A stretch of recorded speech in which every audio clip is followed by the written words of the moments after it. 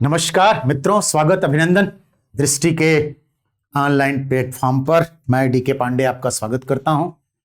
आज हम लोग यूपी पीसीएस इतिहास का जो सिलेबस है प्री और मेंस में, उसको डिस्कस करते हैं।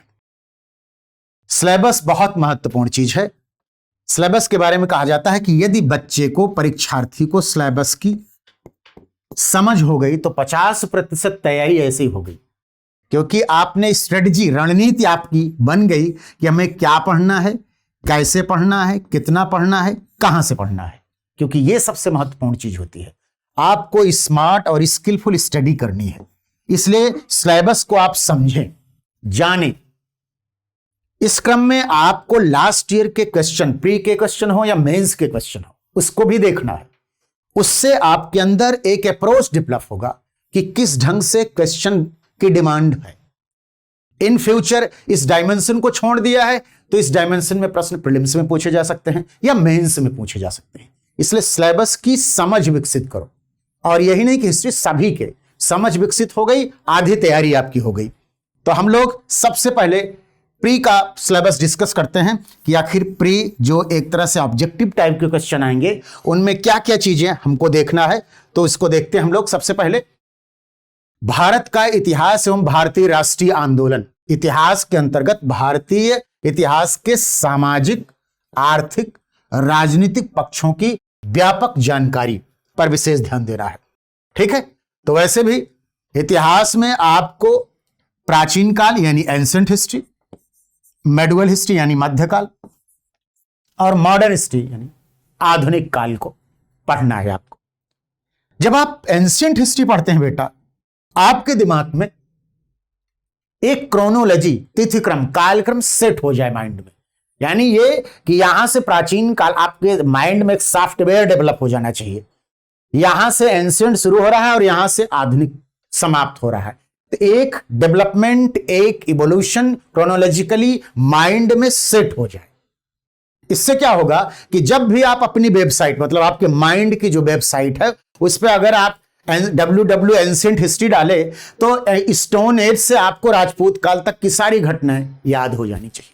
इसी तरह से फिर सल्तनत कालीन और मुगल कालीन, फिर आधुनिक काल की, और मेंस में विश्व इतिहास की।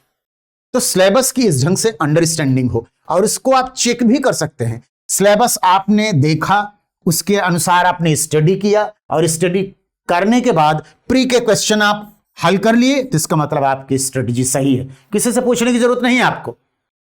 इसी तरह मेंस का सिलेबस आपने देखा, और देखने के बाद जो मेंस में लास्ट ईयर के क्वेश्चन आए हैं उनको आपने देखा, आप कर ले रहे, इसका मतलब आपको समझ हो गई है, सिलेबस की चीजें जानकारी में आ गई हैं आपके। तो इसको भी आप चेक कर सकते हो।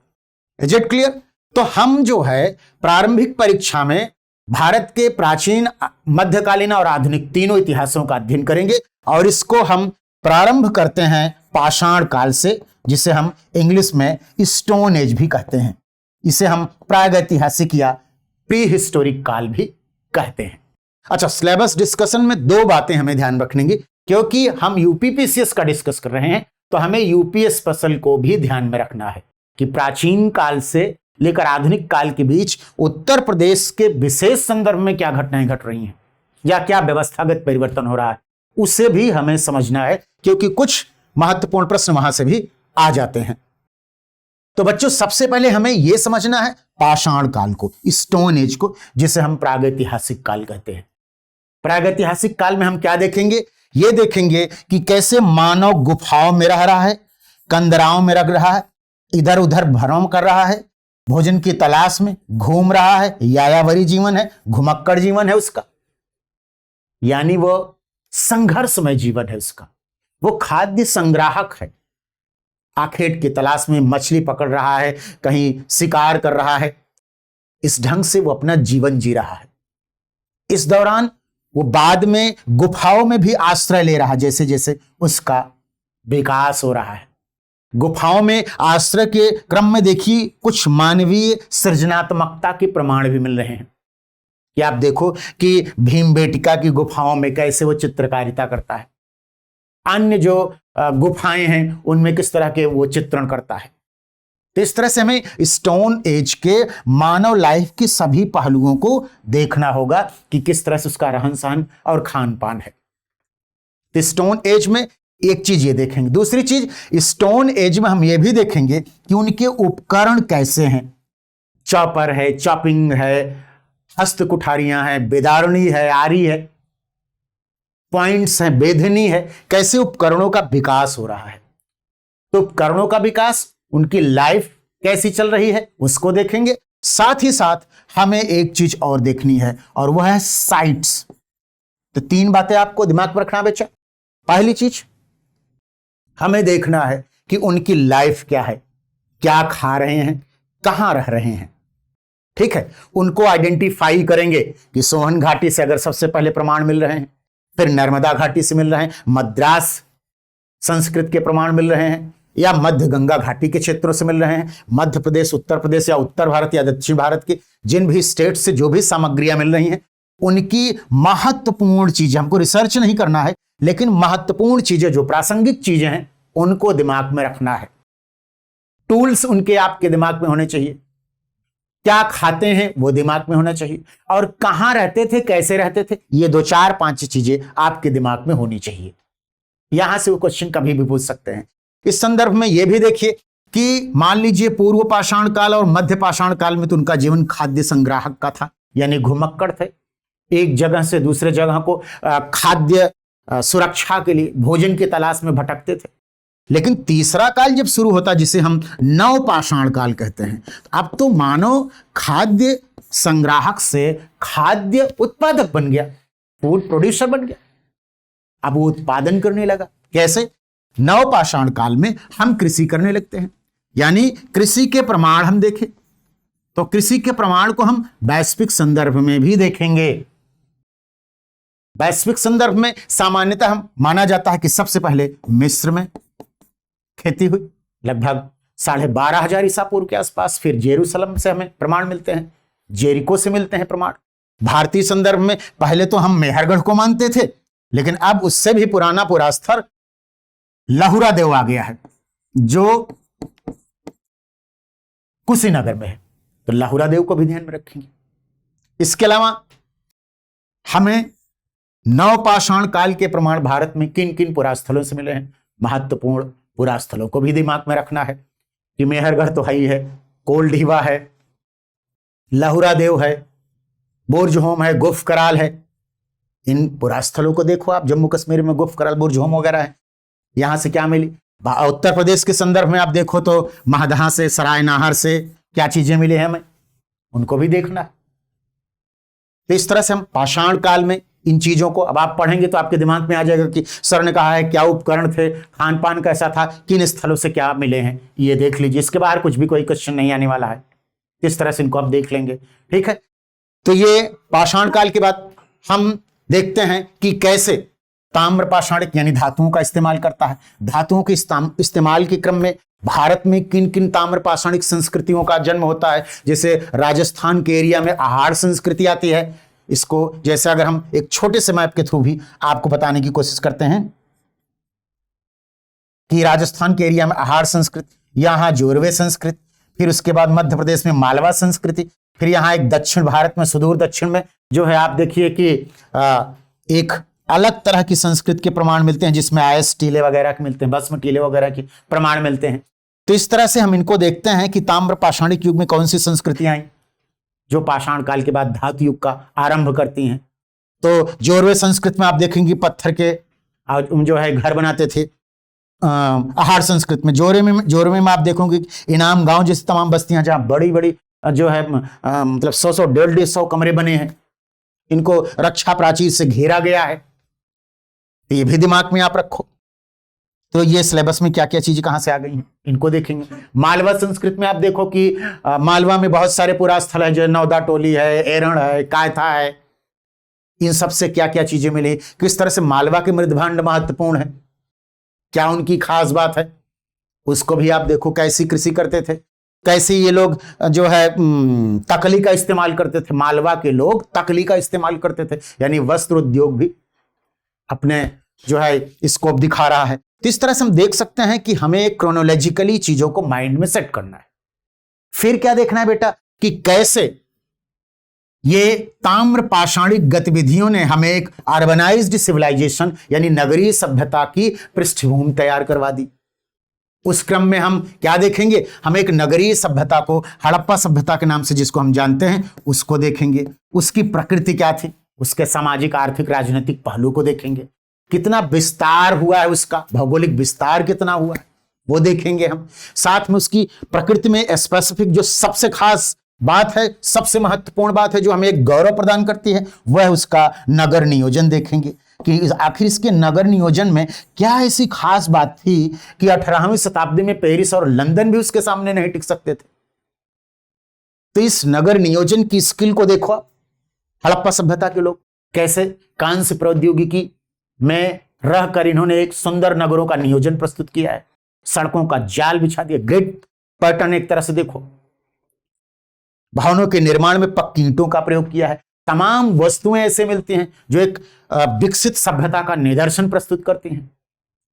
तो इसको हम देखेंगे। लगभग 2000 के आसपास पुरास्थल खोजे जा चुके हैं। इनमें जो अति महत्वपूर्ण पुरास्थल हैं, चाहे हड़प्पा हो, मोहनजोदड़ो हो, कालीबंगा हो, सिरकोटदा हो, धौलावीरा हो, चनहुंदड़ो हो, बनावली हो, इन सब महत्वपूर्ण पुरास्थलों से जो सामग्रियां मिली हैं वो भी हमें ध्यान में रखनी है। इसके अलावा किन किन देशों में कौन कौन से महत्वपूर्ण, जैसे भारत, पाकिस्तान, अफगानिस्तान, 3 देशों में व्याप्त है, तो वहां के जो पुरास्थल हैं, जो महत्वपूर्ण सामग्रियां हमको दे रहे हैं, एक दूसरे के साथ डिफरेंशिएट कर रहे हैं, उसको भी हम देखेंगे। समझ गए कि नहीं? तो प्रीलिम्स के लिए एक शब्द इस्तेमाल किया जाता है कि प्रीलिम्स के एग्जाम में आपको डिफरेंशिएशन करना है और मेंस के एग्जाम में इंटीग्रेशन करना है, चीजों को जोड़ देना है, एक आंसर के फॉर्म में आ जाए। तो ये 2 शब्दों का भी आपको डिफरेंशिएशन और इंटीग्रेशन को ध्यान में रखना है। Is it clear? फिर इस सभ्यता का पतन हो रहा है तो एक वैदिक संस्कृति आ रही, साहित्य सृजन हो रहा है, उसको भी हम समझे। वेद आ रहे हैं, 4 वेद हैं, वेदों की व्याख्या के लिए रचे गए ग्रंथ हैं जिन्हें हम ब्राह्मण कहते हैं। फिर आरण्यों में भी ग्रंथों का सृजन हुआ जिन्हें आरण्यक कहते हैं। फिर दार्शनिक चिंतन शुरू हुआ जिसे हम उपनिषद या वेदांत कहते हैं। तो प्राचीन भारत में हमारा साहित्य सृजन हो रहा है, संस्कृत भाषा देववाणी के रूप में कैसे स्थापित हो रही, फिर कैसे इनका जीवन सामाजिक, आर्थिक, राजनीतिक, धार्मिक पहलुओं में विकसित हो रहा है, कैसे एक कबायली जीवन एक राज्य की संरचना में एक क्षेत्रीय राज्य के रूप में आ रहा है, धीरे धीरे जो है राज्य कैसे एक मजबूत राज्य के रूप में इमर्ज कर रहा है, लोगों का राजा, क्षेत्र का राजा हो गया, फिर साम्राज्यवाद की संकल्पना आ गई, बड़ा क्षेत्र उनके प्रभाव में आ गया, चक्रवर्ती सम्राट के उदाहरण आ गई। 600 BC के आसपास हम देखते हैं कि मगध जैसा क्षेत्र जो आज का पटना और गया के आसपास का क्षेत्र है, उसका उत्कर्ष हो रहा है प्राचीन भारत में। उसी से साम्राज्यवाद की संकल्पना आ रही है। इसी संदर्भ में आप देखिए कैसे सभ्यता में धार्मिक चिंतन विकसित हो रहा है। वैदिक कालीन धार्मिक पद्धतियों में यज्ञ, विधि विधान, कर्मकांड, पशु बलि के विरोध में कैसे एक चिंतन की प्रक्रिया, नई संकल्पनाएं आ रही हैं, क्योंकि लौह प्रौद्योगिकी, नई तकनीकी आ रही है। तो इस तकनीक की समझ होनी चाहिए आपको। इसी का धार्मिक पहलू है, बुद्धिज्म, जैनिज्म वगैरह आ रहे हैं। इस क्रम में फिर आप देखिए कैसे एक ऐतिहासिक साम्राज्य के रूप में नंदों ने साम्राज्य का सृजन किया। मौर्यों का गौरव देखिए, बड़ा परिक्षेत्र, कुशल प्रशासन, कौटिल्य पहला विचारक हमारा, जिसने बहुत सारी सीखें दी हमें जो आज भी रिलेवेंट है, उनको भी हम देखें।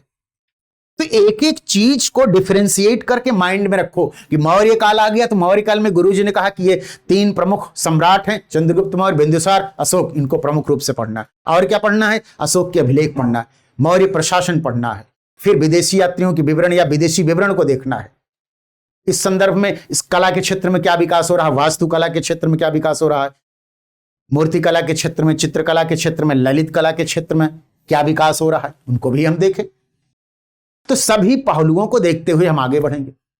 फिर मौर्योत्तर काल में देखिए जो छोटे छोटे राजवंश आते हैं, उनका भी इतिहास आपके लिए महत्वपूर्ण है। प्रीलिम्स में तो कुछ भी पूछ सकता है, एक बार तो पूरा गो थ्रू होना आपको सिलेबस पूरा।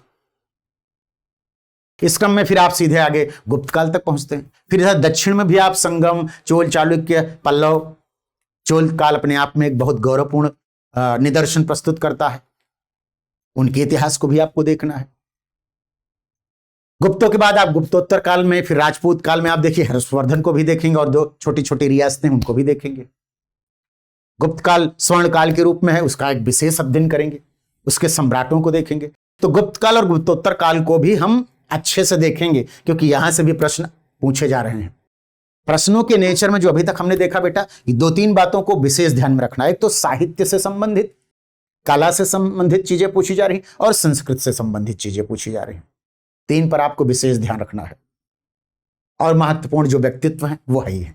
तो प्राचीन भारत में इन बातों को हम देखेंगे, ठीक है। तो इस तरह से उत्तर और दक्षिण दोनों के जो भी राज्य हैं उनको हम समझ लेंगे। Is it clear? इसके बाद हम लोग मध्यकाल को देखेंगे, कैसे इस्लामिक आक्रमण होता है, इस्लामिक सत्ता कैसे भारत में स्थापित होती है, कैसे भारतीय जो हिंदू राजा थे उनकी आपसी फूट का रिजल्ट निकला कि सल्तनत की स्थापना होती है। विभिन्न वंश स्थापित होते हैं, चाहे वो गुलाम वंश जिनको हम आदि तुर्क वंश या सबसे उपयुक्त नाम ममलूक सुल्तान कहते हैं, फिर एक खिलजी वंश सरवहारा मुसलमान वर्ग की सत्ता कायम होती है। फिर तुगलक काल एक बड़ा काल है, बड़ा योग्य शासक मोहम्मद बिन तुगलक, योग्यता होते हुए भी सफल नहीं है। यह सब पर्सनालिटी को आपको देखना है। फिरोज तुगलक जिसके काल को लोग कल्याणकारी राज्य के रूप में भी देखते हैं और धर्मांधता के रूप में भी देखते हैं, तो उसको भी हम देखेंगे। फिर कैसे सैयद वंश आता है, एक को भी छोड़ना नहीं, क्योंकि सूचनात्मक प्रश्न कहीं से भी पूछ सकते हैं। तारीखी मुबारक शाही में क्या है आप बताओ, तो ये किसने लिखा? तो इन बातों को आपको दिमाग में रखना है, फैक्ट्स को। महत्वपूर्ण जो उस काल के जो हिस्टोरियन है, सल्तनत काल पढ़ रहे हो तो अमीर खुसरो ने क्या क्या लिखा, जियाउद्दीन बर्नी ने क्या लिखा, ईसामी ने क्या लिखा, या रहेला में क्या लिखा इब्न बतूता ने, विदेशी विवरण है। इवन इसको तो अलबरूनी से ही शुरू कर दो आप पढ़ना। चाचनामा और पीछे चले जाओ, चाचनामा से अरबों की सिंध विजय से ही इस्लाम को पढ़ना शुरू कर दो और पूरा मुगल काल तक पढ़ डालो। मुगल काल में जो महत्वपूर्ण बादशाह हुए, बादशाह खलीफा, क्या अंतर होता है, इसके कॉन्सेप्ट को भी समझो आप, क्योंकि कॉन्सेप्ट बेस्ड क्वेश्चन आप देखो। इस बार आपको मुगल राज्य पर कथन कारण का प्रश्न मिला है, तो राज्य का स्वरूप अगर आपको समझ में ही नहीं आया कि राज्य मूलतः सैनिक राज्य था, तो कथन कारण के प्रश्न कैसे हल करोगे आप? तो कॉन्सेप्ट भी क्लियर होना चाहिए आपको। मुगल राजवंश में बाबर आता है, फिर हुमायूं, अकबर कैसे रियल फाउंडर बनता है, कैसे उन संस्थाओं को इंट्रोड्यूस करता है जिस पर मुगल साम्राज्य टिका था, एक लंबे समय तक शासन किया, कैसे जहांगीर ने उसको कुछ सस्टेन करने की कोशिश की। शाहजहां का काल स्वर्ण काल के रूप में दर्ज हो गया, वास्तुकला के क्षेत्र में कैसे दर्ज हो गया। तो इस विकासात्मक प्रवृत्तियों को भी, पद्धतियों को भी आप देखेंगे। कैसे इस दौरान हम देखते हैं कि सामाजिक धार्मिक प्रभाव में भक्ति आंदोलन आ जाता है। एक रहस्यवादी दृष्टिकोण से देखो इस्लाम को, तो एक सूफीवाद की संकल्पना सामने आती है। कैसे विभिन्न सिलसिले आते हैं, भक्ति और सूफी ने मिलकर के हिंदू और मुसलमानों के बीच कैसे खाई को पाटने की कोशिश करी, कैसे लोक साहित्य का विकास हुआ, लोक भाषा का विकास हुआ, लोक मंगल की बात की गई, लोक कल्याण की बात की गई। दार्शनिकता का भी विकास हो रहा है भक्ति आंदोलन में। किस तरह से उन विचारधाराओं को आप समझो कि अद्वैतवाद, विशिष्टाद्वैतवाद, द्वैतावाद, शुद्धाद्वैत, इस तरह से संकल्पनाएं आ रही हैं। द्वैताद्वैत, कबीर को देखो आप, विशेष पर्सनालिटी। गुरु नानक को देखो, अन्य बड़ी बड़ी जो पर्सनालिटियां, शंकरदेव को देखो, चैतन्य महाप्रभु को देखो, संत ज्ञानेश्वर, नामदेव, तुकाराम को देखो, नरसिंह मेहता को देखो, मीराबाई को देखो। इधर तुलसीदास की लंबी फहरिस्त है रचनाओं की, उसके डिटेल में नहीं जाके, लेकिन कम से कम रचनाएं जो महत्वपूर्ण है उनको तो आपको जानना ही होगा। तो बड़ी बड़ी जो पर्सनालिटियां भक्ति आंदोलन और सूफी आंदोलन के, चिश्तियों को देखो, चिश्ती सिलसिले में मोइनुद्दीन चिश्ती, निजामुद्दीन औलिया वगैरह को देखो, बाबा फरीद को, कट्टरपंथी सिलसिलों को भी देखो आप। तो इस तरह से फिर लास्ट में आप देखो मुगल बादशाह कैसे अपनी नीतियों से विपथित हो जाते हैं, यानी अकबर की नीतियां एक कंसोलिडेशन करती हैं, औरंगजेब की नीतियां उसको डिसइंटीग्रेट कर देती हैं और एम्पायर खत्म हो जाता है। एक वैक्यूम पैदा होता है, एक यूरोपीय शक्ति आके भर लेती है। तो इस तरह से इनको हम देखेंगे कि कैसे ये चीजें बढ़ रही हैं। और इस संदर्भ में आप देखोगे कि राष्ट्रीय आंदोलन की बात आती है, यूरोपीय कंपनियां आती हैं, हमें जीत लेती हैं, ठीक, क्यों जीत लेती हैं? क्योंकि हम भौतिक रूप से असंबद्ध थे, राजनीतिक रूप से असंयुक्त थे, सामाजिक रूप से असंपृक्त थे और प्रौद्योगिकी रूप में पिछड़े थे। ये 4 शब्द मैंने इस्तेमाल कर दिए। इस संदर्भ में कैसे कंपनियां आती हैं, पुर्तगीज आते हैं, डच, अंग्रेज, डैन, फ्रांसीसी, ये सब आते हैं। इनमें भी एक संघर्ष होता है और ये कोशिश ये करते हैं कि जो भी भारतीय रियासतें हैं इनको भी आपस में एक दूसरे के साथ लड़ाओ। कर्नाटक से शुरू करते हैं, बंगाल पहुंचते हैं, बंगाल को आधार बना के पूरे भारत को जीत लेते हैं। इनकी स्ट्रेटजी समझो। पहले ये कोस्टल एरिया में ही आते हैं, इसको भी आपको समझने की जरूरत है बेटा। क्यों कोस्टल एरिया में? क्योंकि न सिर्फ यहां से ट्रेड कॉमर्स की वस्तुएं, गुड्स मिल रहे हैं, बल्कि इनकी नेवी पावर भी स्ट्रांग है।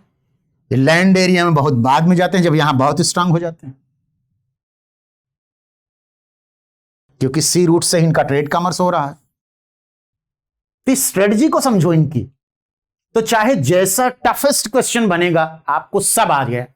इसलिए सिलेबस, ये आपके साथ जो सिलेबस डिस्कशन का प्रोग्राम है, ये सब बहुत इंटेलिजेंट कार्यक्रम है, क्योंकि इससे बिल्कुल जो नया बच्चा है, इंटेलिजेंट है, उसको वो पहली बार में क्लिक कर जाएगा।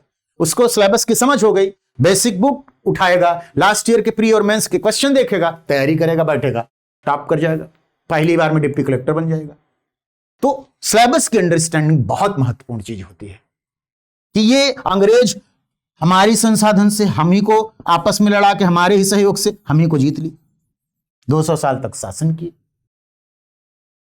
ये इनके प्रोफेशनलिज्म ने, कैसे गुड लीडरशिप ने, कैसे इनकी जो है स्ट्रेटजी और जो है डिप्लोमेसी इनकी, कि इन्होंने न सिर्फ यूरोपीय शक्तियों को बाहर कर दिया, बल्कि भारतीयों में जो भी बड़ी शक्तियां थी उनको जमींदोज कर दिया, हमें गुलाम बना लिया। यानी युद्ध, सहायक संधि, ऋण भार, गोद निषेध सिद्धांत, कुशासन, ये सब आधार बना लिए और इसी के आधार पर सभी राज्यों को जीत लिए। जो सहायक संधि नहीं किया उसके ऊपर अटैक कर दो, जीत लो। इस तरह से इन्होंने जो स्ट्रेटजी अपनाई, उस स्ट्रेटजी को हम समझ ही नहीं पाए, और जब तक हम समझ पाते तब तक तो हम गुलाम बन चुके थे। समाज हमारा वैसे जातिवाद, क्षेत्रवाद, भाषावाद, धर्मवाद में विभाजित, तो कैसे लड़ेंगे हम? लेकिन शोषक एक ही था, ध्यान से समझे इस शब्द को, शोषक एक ही था, इसलिए हमारे समाज में जागृति आई। यही जागृति राष्ट्रवाद के रूप में प्रस्फुटित हुई। लेकिन इसके पहले अगर आप देखो तो एक सामाजिक धार्मिक सुधार आंदोलन की प्रक्रिया शुरू कर दिया था राजा राम मोहन राय ने। प्लासी, बक्सर और कर्नाटक युद्ध से हम गुलाम बने, लेकिन इन्होंने जब अपना शासन इंट्रोड्यूस किया तो इनके शासन के बाई प्रोडक्ट के रूप में हमारे अंदर राष्ट्रीय चेतना आ गई। हम सामाजिक धार्मिक सुधार शुरू कर दिए। इस क्रम में हम कुछ समझे तो एक जबरदस्त चांस भी लिए। कब? 1857 में। 1857 में हम चांस भी लिए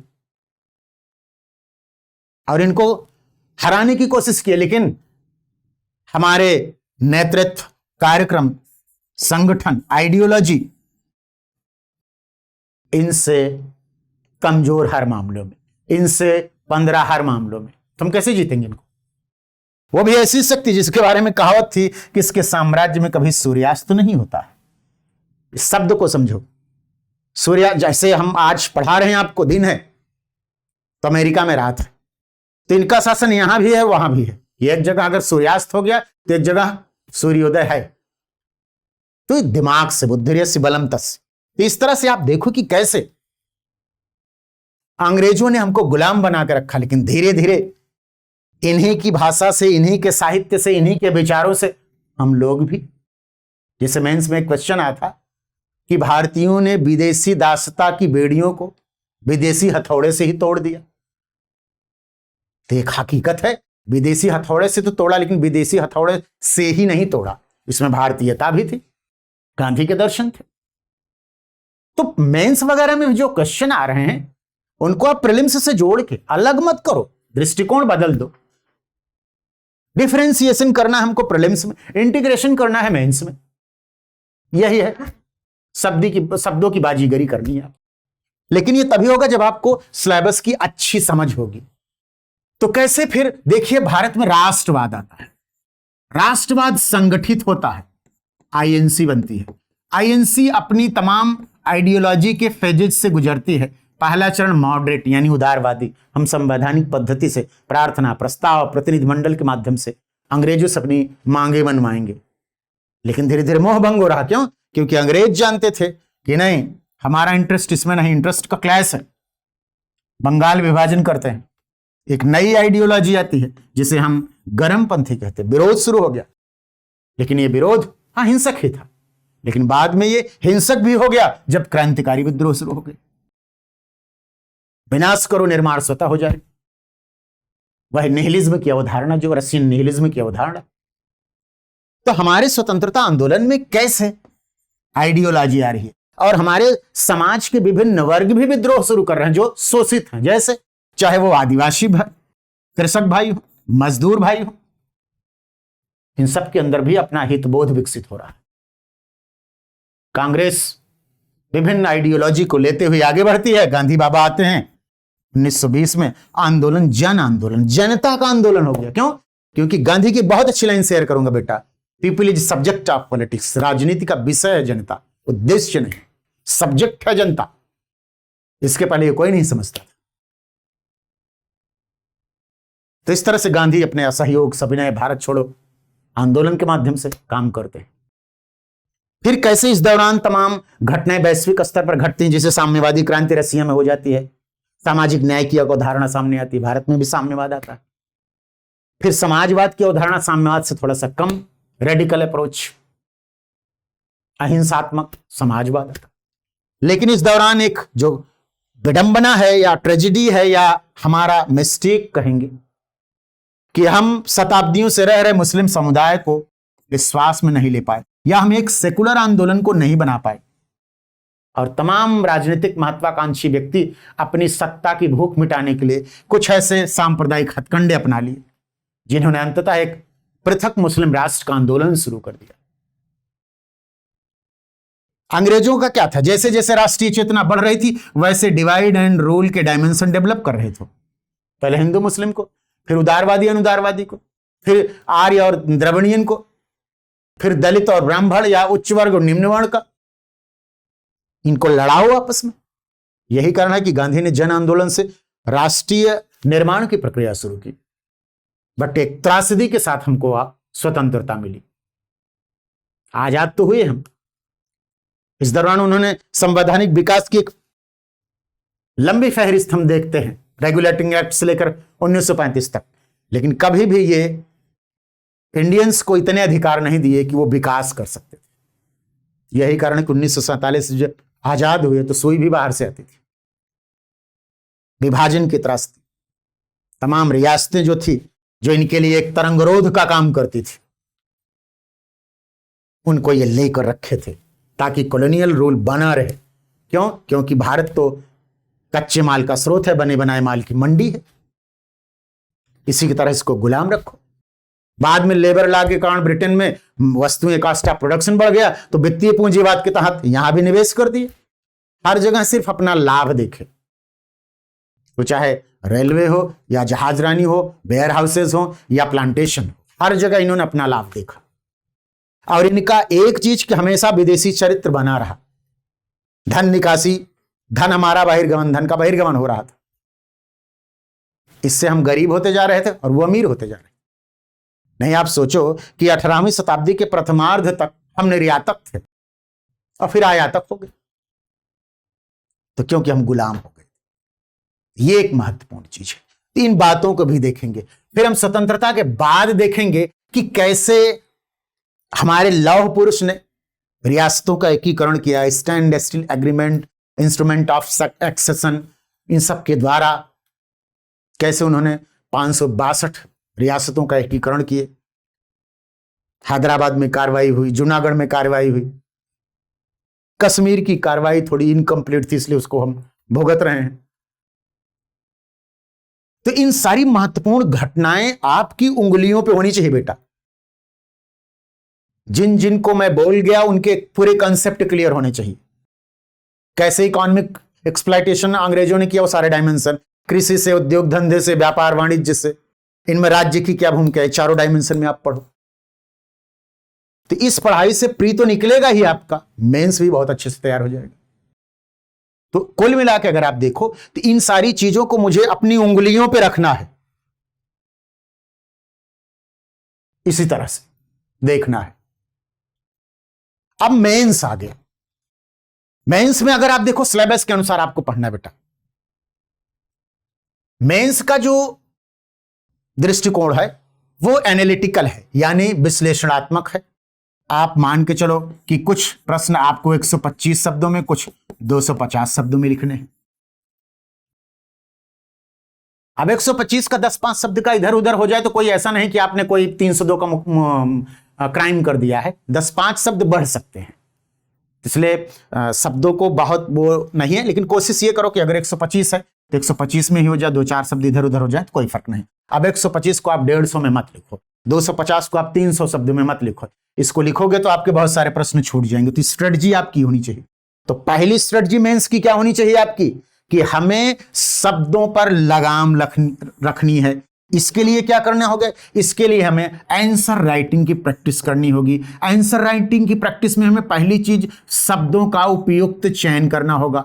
शब्दों का उपयुक्त चयन करना होगा, यह बहुत महत्वपूर्ण चीज है। और ये जब आप लगातार आंसर लिखेंगे, तब आंसर आप लिखेंगे कैसे, कैसे आप इंट्रोडक्शन देंगे, फिर demand of main demand of question, फिर मेन डिमांड के सारे डायमेंशंस, सारे एस्पेक्ट को देखेंगे, फिर आप आंसर को डेवलप कराएंगे रेशनली। कैसे इंट्रोडक्शन से आंसर निकल रहा है, कैसे, उदाहरण के लिए कैसे हम देखते हैं कि मधुमक्खी अपने अंदर से ले आके जाला बुनती है, यही आंसर की टेक्निक है। तो सारे पॉइंट्स को निकालेंगे। यद्यपि हम लोग इसकी बाकायदे प्रैक्टिस कराते हैं तो बहुत अच्छा आंसर लिखने लगते हैं बच्चे, बहुत अच्छा अंक स्कोर भी करते हैं। तो इस तरह हम देख सकते हैं कि कैसे आपको मुख्य परीक्षा में एक पक्ष है भाषा का, शब्दों के चयन का, इसकी प्रैक्टिस आपको करनी पड़ेगी, तब आपके अंदर वो चीजें आएंगी। यहां फिर आप देखोगे कि मूलतः हम दो दृष्टिकोण से इसको पढ़ेंगे। एक तो हम इस दृष्टिकोण से पढ़ेंगे कि कुछ चीजें बिल्कुल फैक्चुअल आती हैं, फैक्ट बेस्ड आती हैं, कुछ चीजें कॉन्सेप्चुअल आइडियोलॉजिकल आती हैं। हिस्ट्री में फैक्ट्स बहुत महत्वपूर्ण चीज होती है, तो हमको दोनों को दिमाग में रखना है। Is it clear? और दोनों को एक दूसरे से जोड़कर, फैक्ट से कॉन्सेप्ट को, कॉन्सेप्ट को फैक्ट से जोड़ के देखना है। यह प्रैक्टिस हमको करनी पड़ेगी। इसमें एक तो हम आधुनिक भारत का इतिहास पढ़ेंगे और साथ साथ विश्व का इतिहास पढ़ेंगे, और साथ ही साथ एक और चीज जो पढ़ेंगे उसको हम कहते हैं कला संस्कृत का पोर्शन। संस्कृत में भारतीय संस्कृत का विकास कैसे हो रहा है, कैसे कंपोजिट कल्चर आ रही, इसको हम देखेंगे, पहली चीज। दूसरी चीज, कला में हम देखेंगे कि स्थापत्य कला, वास्तुकला के अंतर्गत कैसे हड़प्पा सभ्यता के नगर नियोजन को ही ले लेंगे हम, वहां से फिर मौर्य कला में आएंगे, फिर हम गंधार और मथुरा आर्ट में आएंगे। स्थापत्य कला, वास्तुकला के क्षेत्र में कैसे स्तूप का निर्माण हो रहा, महाविहार बन रहे, चैत्य बन रहे। फिर धीरे धीरे हम देखते हैं कैसे मंदिर निर्माण की शैली आती है। फिर आगे हम देखते हैं मस्जिद कैसे, मेहराब कैसे, गुंबद कैसे, कैसे पित्रा दिवरा शैली आती है, कैसे विभिन्न पत्थरों का इस्तेमाल किया जाता है, मीनारें कैसे बनती हैं, कैसे एक सुंदर नियोजन प्रस्तुत किया जाता है कला के माध्यम से। फिर आगे आप देखेंगे कि मॉडर्न इंडिया में कैसे कला में हम, जैसे गोथिक कला जो थी, जिसमें बड़ी बड़ी मोटी दीवारें होती थी, बड़ी खिड़कियां होती थी, उनसे कैसे हम मुक्त होकर के एक मॉडर्न आर्ट का डेवलपमेंट होता है यूरोप में, उसके इंपैक्ट को देखेंगे। आधुनिक भारत में हम देखेंगे कैसे जो है लुटियंस जोन, कैसे हमारे संसद भवनों का निर्माण हुआ, राष्ट्रपति भवन का निर्माण हुआ, इंडिया गेट बना, गेटवे ऑफ इंडिया बना, या बड़े बड़े जो निर्माण हुए, विक्टोरिया महल बने, इसमें कैसे किस ढंग की संस्कृति, किस ढंग की कला पद्धति का इस्तेमाल किया गया, ये हम देखेंगे। उसकी संरचनात्मक विशेषता को बताएंगे। वो सारी चीजें हम प्रैक्टिस में लाएंगे अपने। मंदिर निर्माण की तीनों शैलियां, चाहे वो नागर शैली हो, द्राविड़ शैली हो, बेसर शैली हो, तीनों आप मुश्किल से 1 मिनट में तीनों बनाने की प्रैक्टिस कर लो, इतनी फास्ट हो। स्तूप, उल्टे कटोरे की आकृति, उसकी बनाने की प्रैक्टिस करो आप। कैसे उल्टे कटोरा बन गया, ये अंड है, ये ऊपर हार्मिका है, फिर नीचे तो वेदिका है, फिर कैसे छत्र बना है, कैसे इसके क्या क्या पार्ट हैं, कैसे ये सूचना इतिहास की जानकारी देते हैं हमको। ये सब उंगलियों पे होना चाहिए बेटा, इसके लिए हम लोग प्रैक्टिस कराते हैं। क्वेश्चन देंगे, क्या लिखे उसे रीचेक हो जाए, चेक होगा, फिर आप धीरे धीरे इंट्रोडक्शन करना सीख जाएंगे, डिमांड ऑफ क्वेश्चन को एनालाइज करना शुरू कर देंगे। ये चीजें बहुत महत्वपूर्ण होती है। यहां आपको देखना क्या है बेटा कि चूंकि बेसिकली अगर आप देखो तो आधुनिक भारत के इतिहास में ये 1757 से 1947 तक को पूछ रहे हैं, यानी प्लासी भी मेंस में है आपके। प्लासी क्यों हुआ, कैसे हुआ, कारण को देखो। कैसे प्लासी के निर्णय पर कैसे बक्सर के निर्णय ने प्लासी के निर्णय पर मुहर लगा दी कि हमने चांस लिया, सही है। फिर आगे देखिए कैसे बेलेजली सहायक संधि के माध्यम से जो भारतीय रियासतें थी उनको अपने प्रभाव में ले आ रहा है। घेरे की नीति, रिंग फेंस, ब्रिटिश पैरामाउंटेंसी का जो विकास हो रहा है बेटा, उसमें कैसे घेरे की नीति के तहत घेर रहे हैं, फिर अधीनस्थ एकीकरण की नीति के तहत देख रहे हैं। सारी पॉलिसी को आपको समझना है। यहां से भी बहुत महत्वपूर्ण प्रश्न आते हैं और इसको सारी चीजें उंगलियों पे आप रखो और ये प्रैक्टिस में जब आप आ जाओगे तो ये आ भी जाएगा आपको कि ये क्यों करते थे, इसके लाभ क्या थे। Is it clear? फिर आगे आप देखोगे कि कैसे हम डलहौजी के काल में कैसे उसने डॉक्ट्रिन ऑफ लैप्स के तहत, ऋण भार के तहत, कुशासन के तहत, युद्ध के तहत ब्रिटिश साम्राज्य को 3.5 गुना बढ़ा दिया आने वाला समय में। मतलब आने वाला प्रश्न है ये, क्यों और कैसे डलहौजी ने ब्रिटिश साम्राज्य को अप्रत्याशित रूप से बढ़ा दिया। ये एक नया प्रश्न मैंने आपके साथ शेयर कर लिया। तो बताओ सारे हथकंडे उसके जो मैंने पॉइंट्स अभी बोल दिए, इनको पुट करने की जो है प्रैक्टिस करो। तो इन गवर्नर जनरल ने ये काम किए। फिर कैसे 180 शोषण से हम एक विद्रोह करते हैं, 1857 विद्रोह। इस विद्रोह में क्या कमियां रहेंगी, क्यों सफल नहीं हुए। सामाजिक धार्मिक सुधार आंदोलन से कैसे हम अपने समाज में एक जागृति, आधुनिकता ला रहे हैं। ये सारी चीजें मिलकर कैसे राष्ट्रवाद को ले आ रही हैं। राष्ट्रीय चेतना के समानांतर ही आप देखिए कि वर्गीय चेतना, चाहे वो किसान हो, मजदूर हो, किसान अपने हित के लिए ऑर्गेनाइज हो रहा है और उस समय के बुद्धिजीवी पत्र पत्रिकाओं के माध्यम से इसके इंटरेस्ट को व्यक्त कर रहे हैं। और मजदूरों का आंदोलन हो रहा, आदिवासी हमारे क्षेत्र, बहुत महत्वपूर्ण विद्रोह, चाहे वो संथाल विद्रोह, बिरसा मुंडा का विद्रोह हो या अन्य जो विद्रोह हो, उनको आप देखो। राष्ट्रवाद क्यों आया, राजनीतिक राष्ट्रवाद क्या है, आर्थिक राष्ट्रवाद क्या है, सांस्कृतिक राष्ट्रवाद क्या है, इसकी हमें समझ होनी चाहिए। इनको हम देखें कि कैसे ये भारत में अभ्युदित हो रही, इमर्ज हो रही शक्तियां कैसे। फिर हमारा जो विकास हो रहा पश्चिम के विचारों से, प्रौद्योगिकी से, संचार तंत्र से, साहित्य से, विभिन्न क्रांतियों से वैचारिक रूप से हम इनरिच हो रहे हैं। हमारे महापुरुष आ रहे हैं, राजा राम मोहन राय से शुरू करिए, आगे बढ़िए आप, स्वामी दयानंद सरस्वती, विवेकानंद, फिर 20वीं शताब्दी में आ गए गांधी आ गए, अंबेडकर आ गए, नेहरू आ गए, टैगोर आ गए, लोहिया आ गए, जयप्रकाश नारायण आ गए, अबुल कलाम आजाद आ गए। कैसी बड़ी बड़ी पर्सनैलिटियां आ रही हैं। कैसे गांधी ने सभी बिखरी शक्तियों को जन आंदोलन के तहत एकजुट कर लिया। सारी शक्तियां संगठन, नेतृत्व, कार्यक्रम के स्तर पर एकजुट नहीं है तो इनको एकजुट कर रहे हैं हर स्तर पर। क्या फिलॉसफी सत्याग्रह खिलाया गांधी ने, कैसे लोगों को जोड़ा, कैसे वर्गीय जो अंतर्विरोध था उसको वर्गीय सहयोग में बदल दिया, क्लास कोऑपरेशन की थ्योरी ला दिया, कैसे राष्ट्र के नाम पर लोगों को हितों से समझौता करना सिखा दिया चूंकि हमें आजादी चाहिए थी। तो इस तरह से हमने काम किया।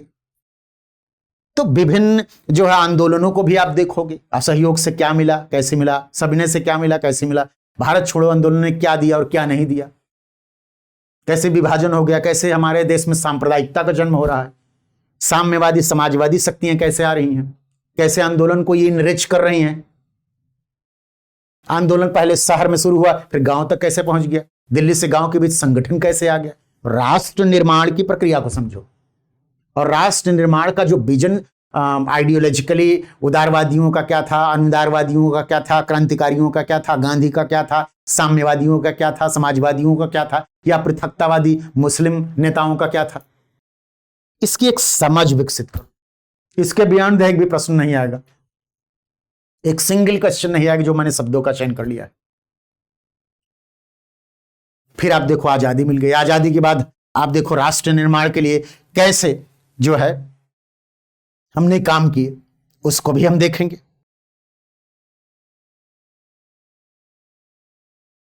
इस क्रम में ये देखिए, एकीकरण और पुनर्गठन 1965 यानी नेहरू युग तक, कैसे नेहरू ने राष्ट्र निर्माण के लिए पंचवर्षीय योजनाएं, आईआईटी को खोला और बड़े बड़े उद्योग धंधों को स्थापित किया, कुशल विदेश नीति का निर्माण किया। इस संदर्भ में उन्होंने शैक्षणिक नीतियां जो उनकी नई औद्योगिक नीति जो उन्होंने शुरू की, कैसे संगठन, कांग्रेस संगठन को या लोकतंत्र को मजबूत करने का प्रयास किया। तो इन सबको भी हम देखेंगे इस संदर्भ में। सरदार वल्लभ भाई पटेल का विशेष योगदान हम देखेंगे कि कैसे उन्होंने विभिन्न रियासतों को एकीकृत किया अपने चातुर्य से, भारतीय बिस्मार्क के रूप में। इसको हम देखेंगे। इसके अलावा अगर आप देखो इस क्रम में पर्सनालिटी बेस्ड क्वेश्चन, अब आपको ध्यान कैसे, एक तो पर्सनालिटी बेस्ड क्वेश्चन, दूसरा इवेंट्स यानी घटना बेस्ड क्वेश्चन, और एक तीसरा सिस्टम बेस्ड क्वेश्चन। तीन ही डायमेंशन है, पर्सनालिटी बेस्ड, इवेंट्स बेस्ड और सिस्टम बेस्ड, यानी व्यक्ति, घटना और व्यवस्था। तीन डायमेंशन आपके दिमाग में होने चाहिए कि सर ने कहा था घटना देखो, व्यक्ति देखो, व्यवस्था देखो। व्यक्ति की लिस्ट लिमिटेड है, समझ में आएगी, घटनाएं फिक्स हैं, समझ में आएगी। सिस्टम में इनका इस्तेमाल कैसे हो रहा है, कैसे ये घटनाओं को जन्म दे रही हैं। ध्यान रखो, व्यवस्था से घटना भी और व्यक्ति भी निकल रहा है, और यही व्यक्ति व्यवस्था को बदल रहा है, यही घटना व्यवस्था को बदल रही है। तो इनके इंटीग्रेशन होने चाहिए आपके दिमाग में, एक दूसरे के साथ इंटर रिलेशन होना चाहिए, इंटरडिसिप्लिनरी अप्रोच होना चाहिए, एक दूसरे को जोड़ो। यही जोड़ना यानी लॉ ऑफ कनेक्टिविटी, समाज को अर्थव्यवस्था से, अर्थव्यवस्था को राजनीति से, राजनीति को धर्म से, और इन सबको प्रौद्योगिकी से सारा मिला के जीवन के रूप में आए। ये जोड़ना सीख गए, उसी दिन आप समझ जाओ कि मैं अब एसडीएम बनने लायक, डीएम बनने लायक, आईपीएस बनने लायक, डिप्टी एसपी बनने लायक बन गया। ये जोड़ना आपको सीखना है। Is it clear? तो आधुनिक भारत में इन सारी चीजों को हमें देखना है, विशेष रूप से देखना है। इसके अलावा आपके सिलेबस में विश्व इतिहास को भी शामिल कर दिया गया है, तो विश्व इतिहास को भी आप देखें। वैसे भी आपको बता दें कि जो भारत, आधुनिक भारत आप पढ़ते हो, आधुनिक भारत आपको अच्छे से तभी समझ में आएगा जब आप विश्व इतिहास को समझोगे, क्योंकि आधुनिक भारत विश्व इतिहास की घटना का ही तो परिणाम है। कैसे? उपनिवेशवाद, साम्राज्यवाद का ही तो शिकार हुए हैं ना हम। और साम्राज्यवाद, उपनिवेशवाद आया कहां से? यूरोप से। क्यों आया, कैसे आया, कितना आया, इसको हम समझेंगे। इस क्रम में जैसे यहां तो 18वीं से 20वीं शताब्दी के मध्य तक की बात है, लेकिन अब आप करोगे इस 18वीं शताब्दी को समझने के लिए आपको 17वीं शताब्दी भी, और 17वीं शताब्दी को समझने के लिए मेरा मानना है कि आपको 14वीं से 17वीं शताब्दी का भी बोध होना चाहिए, क्योंकि 14वीं से 17वीं के बीच जो कुछ बीज वपन हुआ वही इसके रूप में आ रहा है। तो ये आपको समझ हो जानी चाहिए कि आप कैसे चीजों को इंटर रिलेट करोगे। फ्रांसीसी क्रांति एक दिन में थोड़ी हो गई। फ्रांसीसी क्रांति के लिए रूसो विचार रखता है, रूसो ऐसे विचार थोड़ी रखता है। लॉक आता है, आपस आते हैं। ये सब क्यों आते हैं? क्योंकि ये सब बिल ऑफ राइट्स की उपज है। उससे पार्लियामेंट आती है, पार्लियामेंट से जन भागीदारी बढ़ती है सत्ता में, और भागीदारी बढ़ने से अधिकार बोध होता है। अधिकार के विभिन्न आयाम हैं, इन्हीं आयामों की अभिव्यक्ति हो रही है अलग अलग मूल्यों के साथ। कोई समानता के मूल्य की बात कर रहा है तो साम्यवादी क्रांति कर दे रहा है, और कोई स्वतंत्रता की बात कर रहा है तो उदारवादी क्रांति कर दे रहा है। तो ये आइडियोलॉजिकली चीजों को समझना होगा आपको बेटा विश्व इतिहास में। और विश्व इतिहास में भी क्लियर कर दूं कि विश्व इतिहास में नंबर आपको 80% 90% तक मिल जाएंगे। मतलब 15 नंबर के क्वेश्चन में आप 12-13 नंबर पा सकते हो। एक और खास बात, पाने को तो एंशिएंट, मेडुअल और मॉडर्न में भी पा जाओगे, प्रैक्टिस करोगे आप तो। इसको ऐसे नहीं देख सकते कि नहीं हमें नहीं मिलेगा, लेकिन इसके लिए आपको साधना करनी पड़ेगी। अब देखो फ्रांस की क्रांति, फ्रांस में क्यों क्रांति हो गई, इसके सामाजिक, आर्थिक, राजनीतिक कारणों को हम समझेंगे। वैचारिकता का विकास कैसे हो रहा, कैसे रूसो कहता है मनुष्य स्वतंत्र पैदा हुआ, कैसे सोशल कॉन्ट्रैक्ट के माध्यम से अधिकार बोध करवाता है। नेपोलियन कहता है कि रूसो ना होता तो फ्रांस में क्रांति न होती, और फ्रांस में क्रांति न होती तो क्रांति पुत्र के रूप में नेपोलियन न होता। नेपोलियन ना होता तो यूरोप में फ्रांसीसी क्रांति का यूरोपीयकरण न होता, और यूरोपीयकरण न होता तो यूरोप में लोकतंत्र इमर्ज न करता, और लोकतंत्र न इमर्ज करता तो आज ये जो व्यवस्था है न होती। तो चीजों को समझो। इस क्रम में औद्योगिक क्रांति, औद्योगिक क्या आवश्यकता आविष्कार की जननी है, प्राचीन काल से आप सुनते चले आ रहे हो। जब जनसंख्या बढ़ेगी, डिमांड प्रौद्योगिकी से नहीं हो रहा, तो निश्चित है कि इनोवेशन, इन्वेंशन होंगे, उसी का परिणाम औद्योगिक क्रांति। क्या है? हथकरघा की जगह मशीन से उत्पादन करना। क्यों? क्योंकि हथकरघे की लिमिटेशन है, मशीन तो थकती ही नहीं है। मशीन में औद्योगिक क्रांति के बारे में 2 लाइन बहुत बढ़िया। औद्योगिक क्रांति जो है वो क्या है? अर्थव्यवस्था की पद्धति, प्रकृति, मैकेनिज्म में परिवर्तन है। हथकरघे के स्थान पर मशीन से उत्पादन हो रहा है, घरेलू आपूर्ति की जगह एक वैश्विक आपूर्ति को सुनिश्चित कर रहा है, बड़े पैमाने पर उत्पादन हो रहा है, उद्योग नाम ही है। अब इसमें क्या खास हो रही बात? औद्योगिक उत्पादन में ज्यादा, जल्दी, सस्ता, अच्छा, ये चारों खास बात है, इसीलिए तेजी से फैला। लेकिन इसके लिए क्या चाहिए? रॉ मटेरियल चाहिए, एक देश की लिमिटेशन है। बाजार चाहिए, एक देश की लिमिटेशन है। इसने क्या जन्म दे दिया? उपनिवेशवाद को जन्म दे दिया। लोगों को जीतो, उनके संसाधनों को जीतो, उनको बाजार के रूप में विकसित करो, तो साम्राज्यवाद, उपनिवेशवाद आ गया। जब सब दौड़ेंगे तो सबके हित टकराएंगे, जब सबके हित टकराए तो युद्ध हुआ। क्या है ये जो विश्व युद्ध हो रहे हैं? ये सब विश्व युद्ध के मूल में यही सब विकास है। इंटरेस्ट जो है उसका जो क्या कहते हैं, अंतर्विरोध, कन्फ्लिक्ट, यही तो विश्व युद्ध को जन्म दे रहे हैं। विश्व युद्ध लड़े हम, बहुत सारे राष्ट्र की सीमाएं बदल गई, कुछ के अस्तित्व मिट गए। बड़े बड़े राष्ट्रों ने वही बड़ी मछली छोटी मछली को निगलने की कोशिश की। और यही नहीं, आप देखो कि इस दौरान अपनी अपनी विचारधारा को लेकर कह रहा कोई नहीं, साम्यवाद सबसे अच्छा है, पूंजीवाद सबसे अच्छा है, समाजवाद अच्छा है, नाजीवाद राष्ट्रहित में, फांसीवाद राष्ट्रहित में। इटली का बदला कैसे लेंगे? फांसीवाद आएगा तब। जर्मनी बदला कैसे लेगा? जब नाजीवाद आएगा तब। असली न्याय कब होगा? जब साम्यवाद आएगा। नहीं, साम्यवाद है तो बहुत ज्यादा हिंसा को, तो समाजवाद लाओ। कहता नहीं, इस सब में कोई नहीं, हम व्यक्ति स्वतंत्रता को जन्म देंगे, स्वतंत्रता सर्वोच्च मूल्य है, तो उदारवाद आ गया।